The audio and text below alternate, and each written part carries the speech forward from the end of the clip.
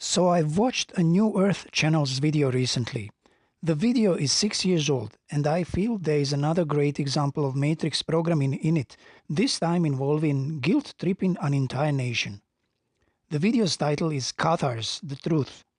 It is part 25 of the When the Survivors of Atlantis Wake Up playlist, and it is from January 11th, 2019. I've initially watched it because I've been curious about the YouTuber's take on Cathars. But I've come across an interesting piece of information there, and that is the reason for making this video. This time, I'm presenting a little over 3 minutes clip from the original video. Please note that I sped up the clip by 30% for brevity reasons, and also because it doesn't affect the comprehension of what is being said. Here goes. Pop Bogumil, the central figure of the Cathar movement, was born in Bulgaria, and that's also where he was killed, erased from the face of earth together with all his followers. And in that very same country, Bulgaria, again its name comes from Volgaria, the people from the Volga region. In that very same country, in recent times, one of the greatest modern prophets was born, the blind Saint Vanga.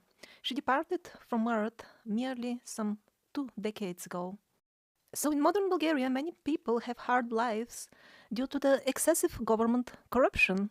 And since Vanga was a very famous saint, they would go to her and ask, what have we done to deserve such unfair treatment, to deserve all this suffering? What kind of God has put us in such a situation that we are forced to live under constant oppression of this criminal government? The answer they received was quite unexpected. She said, the nation had to pay for its sins because it's the Bulgarians, the other Bulgarians, who allowed Pop Bogumil to be murdered along with his followers in such a brutal way.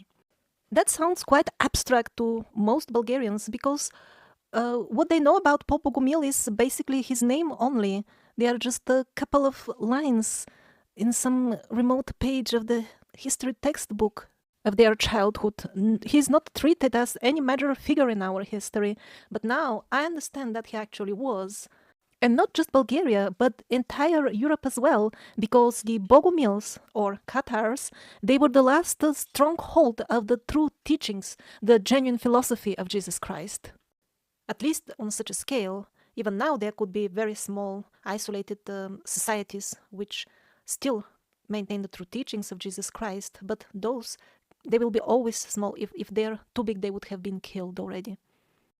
And despite the well-wishing philosophy of certain New Age groups who preach that don't pay attention to karma, you just, it will change as you go. Well, apparently it doesn't. There are cases clearly proving not only karma, but also ancestral karma. So what Vanga said about the payment of the sin of killing Pop Bogumil is fully plausible. All right. Talking about matrix programming presupposes that NPCs are not born, but made through a lifetime of programming and conditioning. The dialogue between the prophet and the representatives of the people is rife with it. The people who were inquiring with the prophet have failed to realize what this realm really is, because if they have, they wouldn't expect some prophet to give them a meaning to their suffering. As for the poor prophet, she has been totally lost in the smoke and mirrors of this entire matrix, physical and astral, delivering to the people the Karma Payback Times sermon. The lush farmers totally enjoy it. I talk about it in present tense even though this exchange happened more than 30 years ago, because there is no indication, not in Bulgaria or anywhere else, that the people's perception significantly changed since then.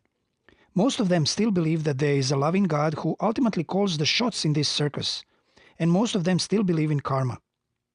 The link to the entire video is in the description.